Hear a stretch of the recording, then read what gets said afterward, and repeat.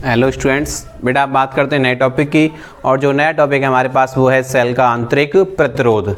इससे पहले हमने सेलों को पढ़ा, सेल कितने प्रकार के होते हैं, क्या परिभाषा होती है, प्राथमिक सेल क्या होते हैं, द्वितीयक सेल क्या होते हैं, डैनियल सेल कौन सा सेल है, तीसरा संचायक सेल कौन सा सेल है, इसके बारे में हमने पिछले वीडियो लेक्चर में डिस्कस किया है। तो बेटा आप बात करेंगे सेल का आंतरिक प्रतिरोध।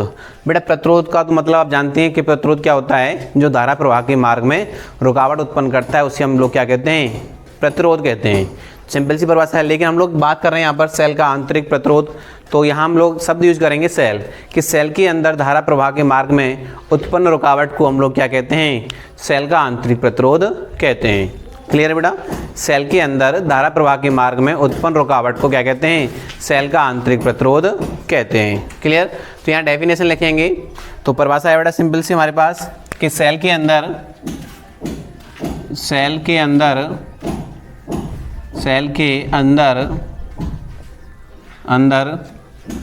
धारा प्रवाह के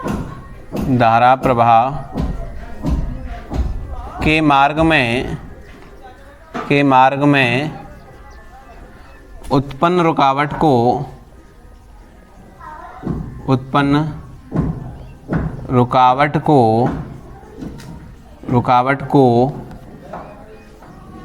को सेल का आंतरिक प्रतिरोध कहते हैं।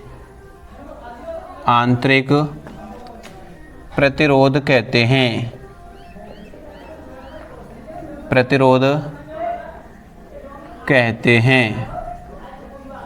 क्लियर बेटा? क्या कहते हैं, सेल का आंतरिक प्रतिरोध कहते हैं। इसको बेटा स्मॉल आर से व्यक्त करते हैं, ध्यान रखना, इसे स्मॉल आर से व्यक्त करते हैं।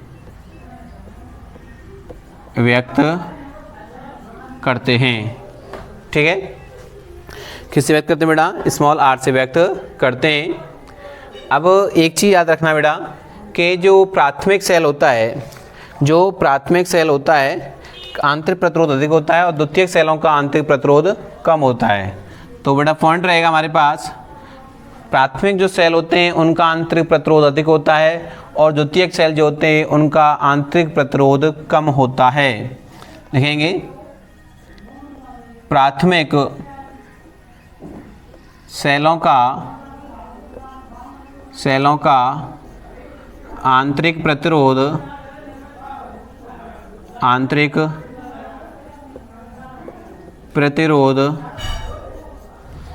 प्राथमिक सेलों का आंतरिक प्रतिरोध अधिक होता है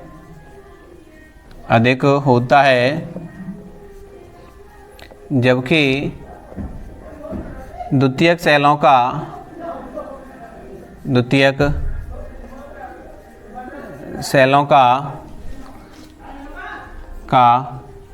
कम होता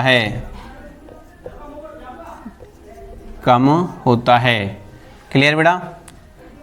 नेक्स्ट लिखेंगे बेटा समान विद्युत वाहक बल की जब स्थिति होती है, ध्यान देना, समान विद्युत वाहक बल की जो स्थिति होती है तब उसमें द्वितीयक सेल होते हैं वो प्राथमिक सेलों की अपेक्षा धारा प्रवाह अधिक करते हैं, क्योंकि उनका आंतरिक प्रतिरोध क्या होता है, कम होता है। ठीक?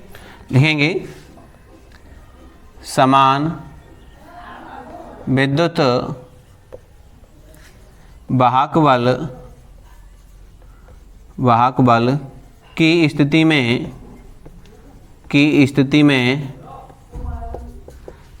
में द्वितीयक सेल प्राथमिक सेल की अपेक्षा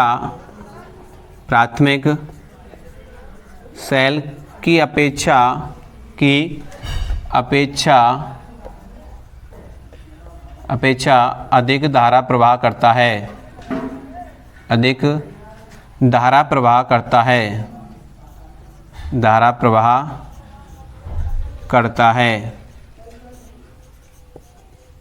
क्लियर बेटा? ठीक? नेक्स्ट है बेटा जो आंतरिक प्रतिरोध होता है वो निम्न बातों पर निर्भर करता है। अब किन किन बातों पर निर्भर करता है देखिए, लिखेंगे आंतरिक प्रतिरोध आंतरिक प्रतिरोध निम्न बातों पर निर्भर करता है।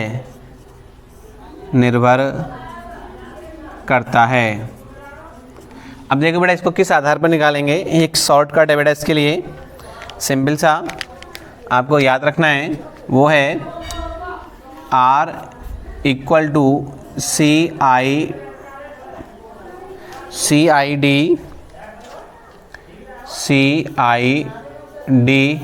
अपॉन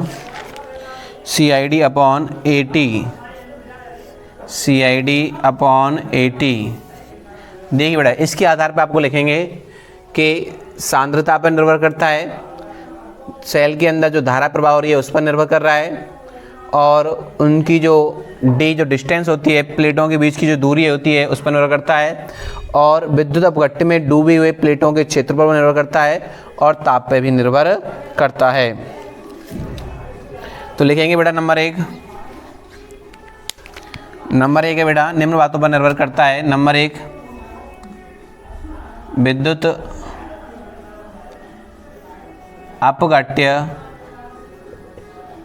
अपघट्य की प्रकृति, ताप, सांद्रता पर। विद्युत अपघट्य की प्रकृति कैसी है, नेचर कैसा है, उसका ताप कितना है, उसकी जो डेंसिटी होती है, सांद्रता होती है, वो सांद्रता कितनी है, ठीक है।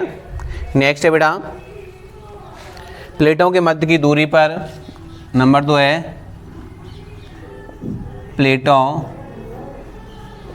के मध्य की दूरी पर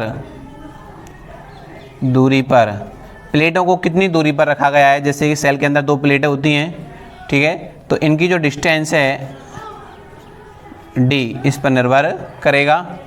क्लियर। नेक्स्ट है बेटा, प्लेटों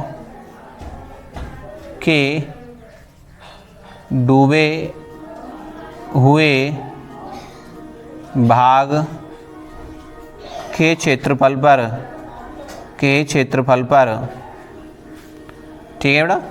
जो प्लेटें होती हैं वो विद्युत अपघट्य में जितना उनका भाग डूबा हुआ है उसका क्षेत्रफल होता है, उस पर निर्भर करता है, क्षेत्रफल पर निर्भर करता है। और नेक्स्ट है अपने पास धारा, जो धारा प्रवाह हो रहा है उस पर भी निर्भर करेगा। लिखेंगे सेल के अंदर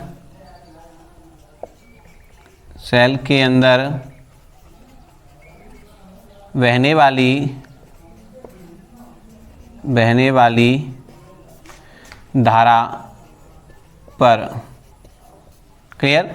तो जो सेल का आंतरिक प्रतिरोध होता है वो इन बातों पर क्या करता है, निर्भर करता है। ये जो पॉइंट होते हैं या ये विद्युत अपघट्य आपने किस तरह का घोल लिया है, इस पर इसकी प्रकृति कैसी है, उसका ताप कितना है, उसकी सांद्रता कितनी है, ये चीज़ जो होगी वो सेल के आंतरिक प्रतिरोध को क्या करेगी, प्रभावित करेगी।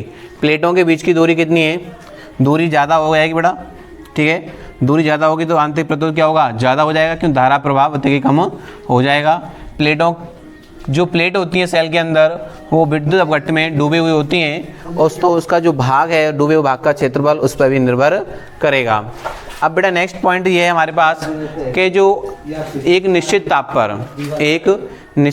पर सेल का जो आंतरिक प्रतिरोध होता है, सेल का जो आंतरिक प्रतिरोध जो होता है वो प्लेटों के बीच की दूरी के समानुपाती और प्लेटों के डूबे विद्युत अपघट्य में डूबे प्लेटों के भाग के क्षेत्रफल कैसा होता है, व्युत्क्रमानुपाती होता है।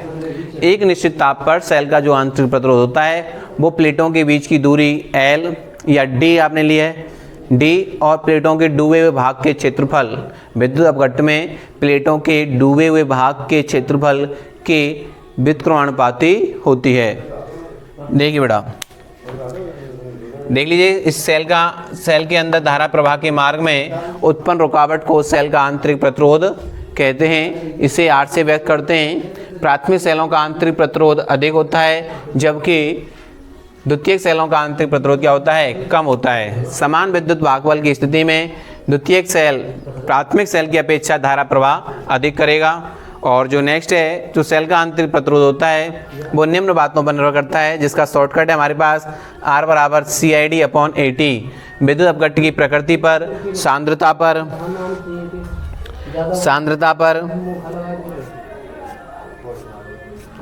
ठीक है बेटा, प्लेटों के मध्य की दूरी पर और सेल में अंदर बहने वाली धारा पर।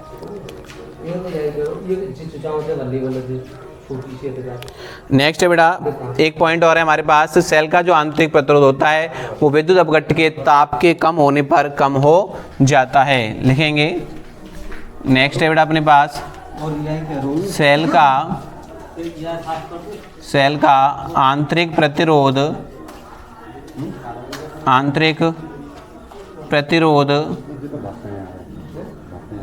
विद्युत आंतरिक प्रतिरोध विद्युत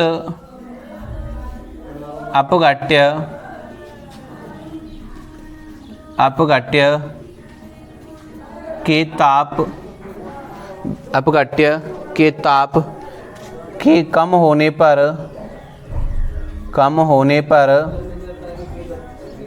पर इसको बेटा ऐसे लिख देंगे, यहाँ पर छोटे लिख देंगे, विद्युत अपघट्य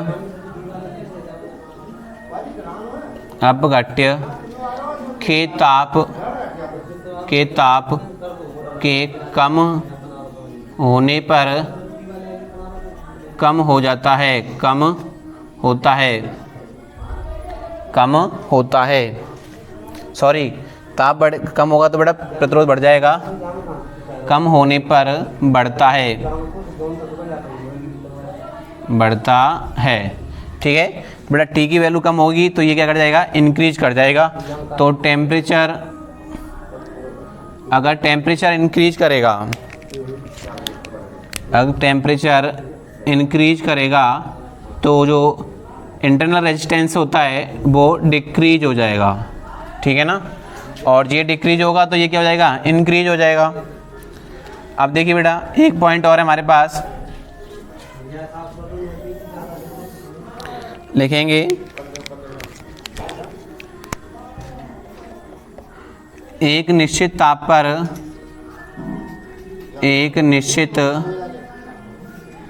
ताप पर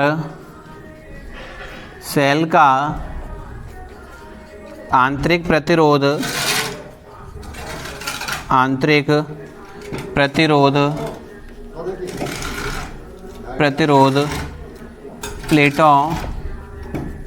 प्लेटों के बीच की दूरी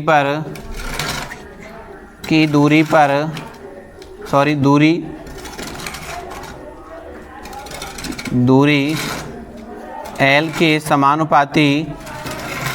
के समानुपाती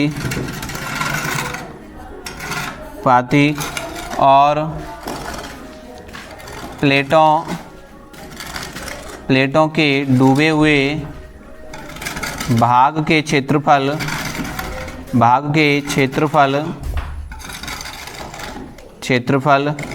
A के व्युत्क्रमानुपाती होती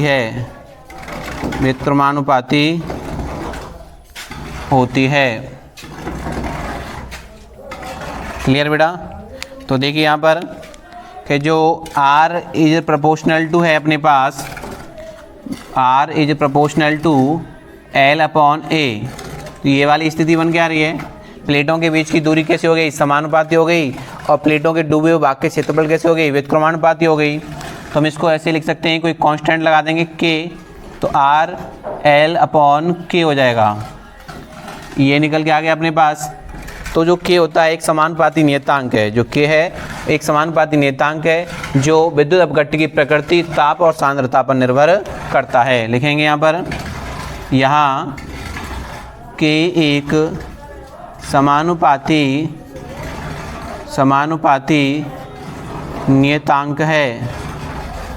नियतांक है जो विद्युत अपघट्य